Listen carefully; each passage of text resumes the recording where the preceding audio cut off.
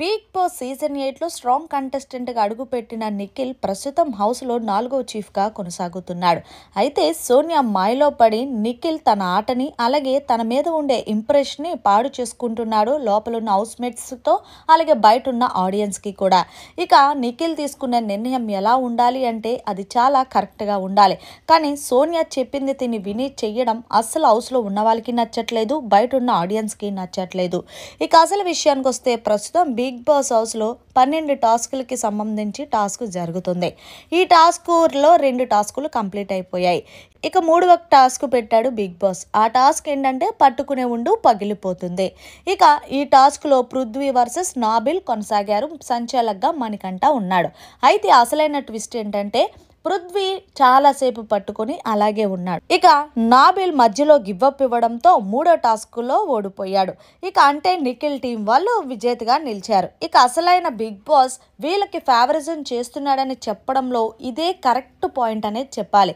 ఇక Nikhil team win అయినందున opponent team Sita team వాళ్ళు ఎవరైతే ఉన్నారో నిఖిల్ మీ టీం విన్ అయినందుకు ధన్యవాదాలు తెలియజేస్తూ, అలాగే మీకు ఒక ట్విస్ట్ ఏంటంటే మీ అపోనెంట్ టీం అంటే సీతా క్లాన్లో నుంచి ఒకరిని మీరు మిగిలిన టాస్క్లో ఆడకుండా తీసేయాలని బిగ్ బాస్ మరొక ట్విస్ట్ పెట్టాడు నిఖిల్ టీం వాళ్ళకి.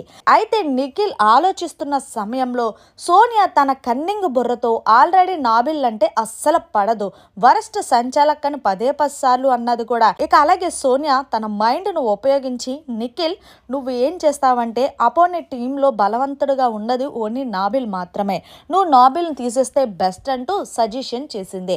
ఇక రాణిగారు చెప్పడం రాజుగారు చెయ్యకపోవడమా, వెంటనే వెళ్ళి బిగ్ బాస్ నేను నాబిల్ని ఈ టాస్కుల నుంచి తప్పిస్తున్నానంటూ అనౌన్స్ చేశాడు. ఇక మొత్తంగా నాబిల్ చాలా ఫీల్ అయ్యి ఏడ్చాడు.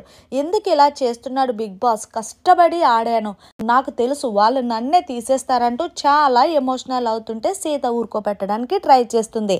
మరి నిజంగానే నాబిల్ పాపం ఎప్పటికప్పుడు తన ఆటని ఇంప్రూవ్ చేసుకోవడానికి చూస్తుంటే ఎప్పటికప్పుడు బిగ్ బాస్ ఆ ఫేవరిజం చేయకుండా పక్కకు తీసుకెళ్లి టాస్క్లో పీకేయడం ఎంతవరకు కరెక్ట్ అనేది కామెంట్ చేయండి.